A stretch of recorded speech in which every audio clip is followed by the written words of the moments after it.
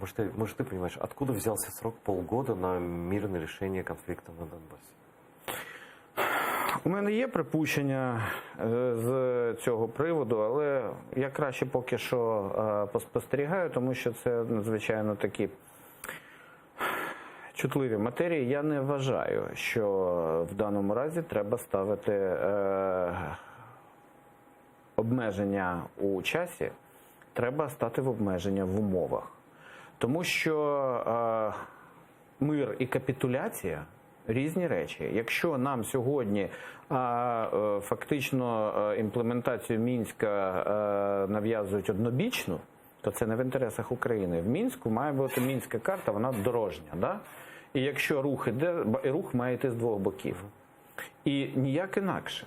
Ніяк інакше. Тобто, я розумію, що є дуже велика... Я так розумію, я скажу так, півроку це в інтересах деяких наших західних партнерів. Наприклад, Франція. Я не буду уточнювати, давайте так, подивимося, тому що і не тільки. Я в даному разі бачу одне, вони хочуть позбутися проблеми головного болю. Забыть про Україну. Але півроку це означає те, що можна буде щось вирішити, причому з дуже великими ризиками для майбутнього України на Донбасі, але півроку це означає, що забудемо про Крим на багато років. І отут якраз попередня влада і попередня зовнішньополітична стратегія України говорила про те, що ні Донбас, ні Крим не можна залишати за дужками. А тут я боюся, що за дужками можуть залишити Крим. І добре, що президент Зеленський в своїх виступах постійно говорить про звільнення Криму. Я вважаю, що якщо, крім слів, будуть і справи, і Донбас, по-перше, стратегія повернення буде не на шкоду Україні, тому що потрібен транзитний період. Ви розумієте, що якщо там зараз в один момент скинути все, скільки там... Я вообще в це не вірю. Ну, прошу скільки, окей, ну ми маємо, це наша земля, але завжди є транзитний період, перехідний період, тому що туди насовували зараз ворожих елементів стільки, ми ж говоримо. Вопрос, мне кажется, Путина спросить забыли.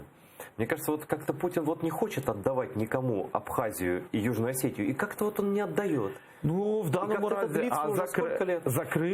за Крим він Донбас віддасть. А якщо про нього забудуть, будь ласка. Я думаю, що там йому треба, для Путіна важливий один момент. Він теж буде готовий піти, я вважаю, на поступки на Донбасі. Йому треба зняти санкції.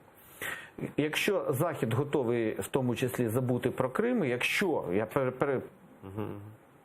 це не ствердження, а припущення, якщо є такі домовленості, що на певний час про Крим забувають, як при Радянському Союзі забули про країни Балтії, про які Захід завжди вважав окупованим, але знімають частину санкцій, за Крим залишають якісь, не такі болючі, узгоджені, але знімають за Донбас, він нарощує свою міць і далі вже буде готуватися до більш потужних ударів у майбутньому.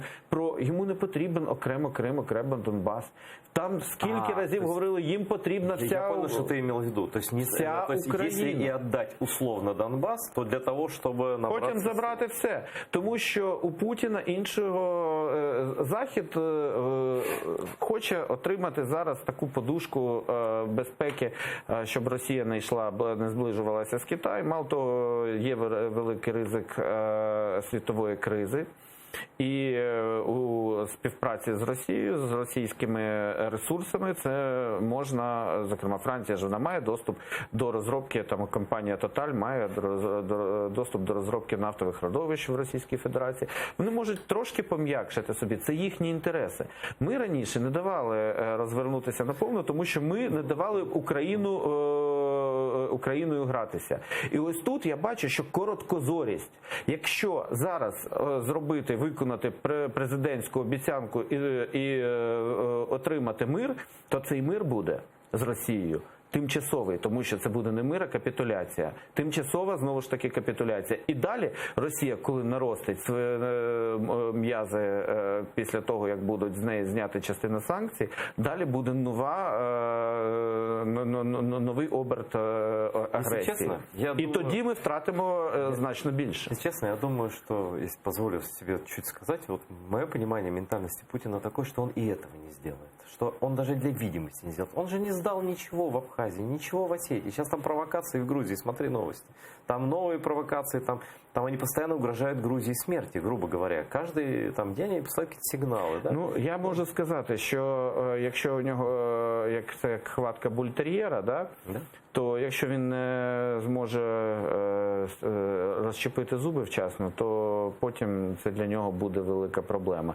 Але стратегічно я бачу, ну я не знаю, я прораховую одне, йому потрібно зараз здати трошки назад, крок назад, щоб потім зробити дуже потужний рух вперед. Возможно, і отут якраз Україна має прорахувати і унеможливити цей возможно, сценарій. ты прав, но мне кажется, что он только готов видимость сделать шага назад, а суттєво нічого Правильно, нет. але це видимість, яка влаштує абсолютно всіх. Зеленського вона влаштує, тому що він тимчасово отримує виконану, умовно кажучи, на короткий період обіцянку. Захід отримує свої певні преференції. Німеччина там Північний потік-2 спокійно взагалі знімаються санкції. Навіть і Трампу це